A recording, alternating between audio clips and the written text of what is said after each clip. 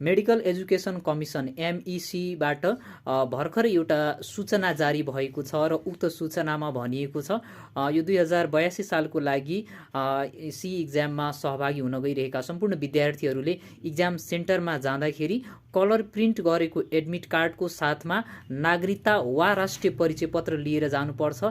नागरिकता र राष्ट्रिय परिचय पत्र दुईटै डकुमेन्ट लिएर जानुपर्छ, त्यो चाहिँ आवश्यक छैन। त्यो दुईटा डकुमेन्टमध्ये कुनै एउटा डकुमेन्ट मतलब जम्मा इक्जाम सेन्टरमा लग्ने डकुमेन्ट भनेको दुईटा डकुमेन्ट, एउटा कलर प्रिन्ट एडमिट कार्ड र त्यसको साथमा कि त नागरिकता वा राष्ट्रिय परिचय पत्र लग्ने।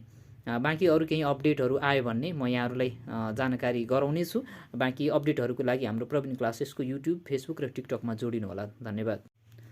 मेडिकल एजुकेसन कमिसन MECबाट भर्खरै एउटा सूचना जारी भएको छ र उक्त सूचनामा भनिएको छ यो 2082 सालको लागि सी इक्जाममा सहभागी हुन गइरहेका सम्पूर्ण विद्यार्थीहरूले इक्जाम सेन्टरमा जाँदाखेरि कलर प्रिन्ट गरेको एडमिट कार्डको साथमा नागरिकता वा राष्ट्रिय परिचय पत्र लिएर जानुपर्छ।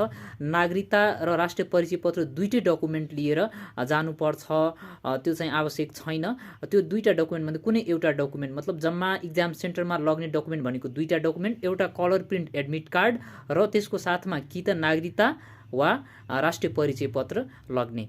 बाँकी अरू केही अपडेटहरू आयो भने म यहाँहरूलाई जानकारी गराउने छु।